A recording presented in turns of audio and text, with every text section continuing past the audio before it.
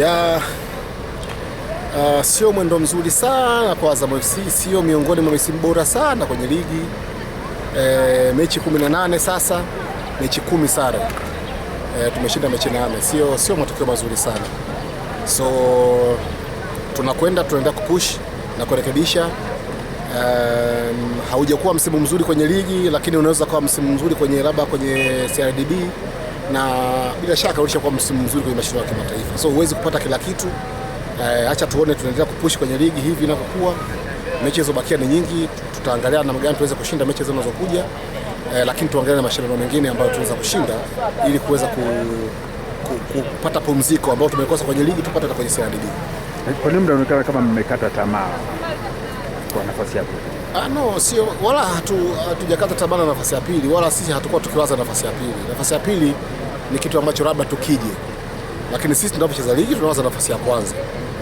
So tunapokuwa tunatoa hizi sare, maana yake nafasi ya kwanza inakuwa ngumu kuipata, lakini bado tunaendelea kuipambania na tuangalie mechi zinazokuja.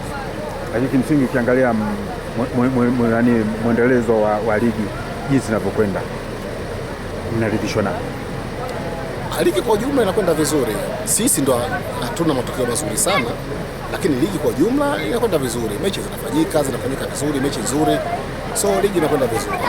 Wanasema Azam sana mtoto tajiri, lakini kila kitu anacho, anafeli wapi? Hata kuchukua ubingwa.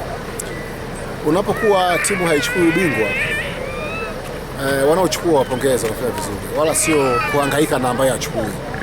Wanaochukua wanakuwa wamestahili kuchukua. Kusema Azam wana kila kitu, ni kitu gani ambacho Azam wanacho ambacho wengine hawana, na labda kutokuwa nacho kunawafanya wasifanye vizuri? Ni kitu, hakuna chochote ambacho Azam wanacho na wengine wanacho. Kwenye mpira sio lazima una kila kitu, lakini cha msingi ni kwamba unaweza kujiandaa na ukacheza mechi. Hiyo ndio kitu cha maana sana. So hakuna mtu ambaye hawezi kujiandaa, hakuna mtu ambaye hawezi kucheza mechi. So wanaoshinda tuwapongeze, wanaoshinda, badala tu kukaa na kuikosea Azam na kuikosea heshima, tuwapongeze wanaoshinda, kwa sababu winner takes all.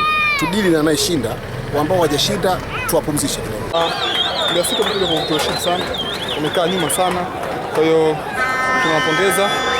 Wameziba minyao yetu ambayo tulikuwa tunatumia kila siku, kila mechi. Kwa hiyo tunashukuru Mwenyezi Mungu kwa kupata hisani.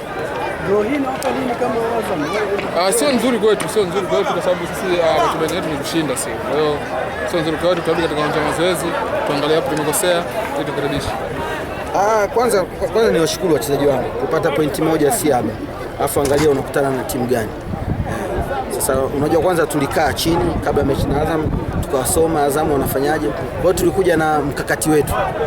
Unaona, tumekuja na mkakati wetu. Kizuri tumefanikiwa. Kupata pointi moja na timu kama Azam si haba. Kwa hiyo yani wachezaji wangu naamini wamefuata kile ambacho tulikuwa tunaelekezana, na ndio maana tumeweza kupata pointi moja. Nini ambacho unakiona sasa hivi kinabadilika tangu ulipofika timu mpaka sasa hivi? Mpira, cha kwanza mimi labda nataka niwaambie mashabiki wote wa mpira na hata wasiojua mpira ni process. Umeona? Sasa unajua, unamchukua tu mwalimu, umemfukuza mwalimu huyu, unamchukua mwalimu mwingine. Kacheza mechi 2-3 na wewe unamfukuza. Pale utakuwa unamuonea tu mwalimu. Umeona? Sisi wenyewe tumesafa sana mpaka sasa hivi unaiona timu inacheza hivi.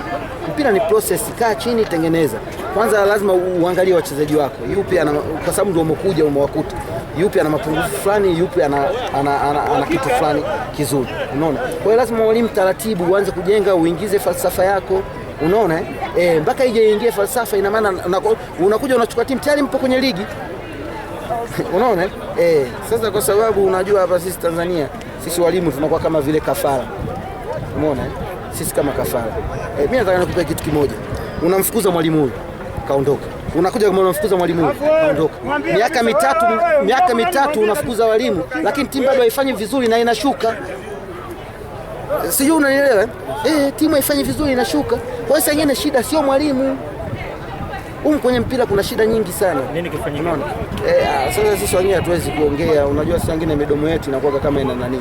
Unaweza kukaongea kitu hapo kikaishi milele. Unaona? Kwa hiyo tunafurahi leo tumepata pointi moja, si hapa. Hatimaye mwaka 2025 umepita na sasa ni mwaka 2026. Na mwaka huu sisi Azmorain Hotel and Garden hapa mjini Babati mkoani Manyara tunaendelea kukuhakikishia kukupa wewe mteja wetu huduma za malazi, chakula bora, vinywaji mbalimbali, nyama choma pamoja na ukumbi wa sherehe. Karibuni sana. Azmorain Hotel, celebrate life's harmony in style. Kwa mawasiliano nasi tupigie kupitia nambari ya simu 0628 008 008. Azmorain Hotel, sherekea maisha ya ubunifu na mitindo. Karibuni sana.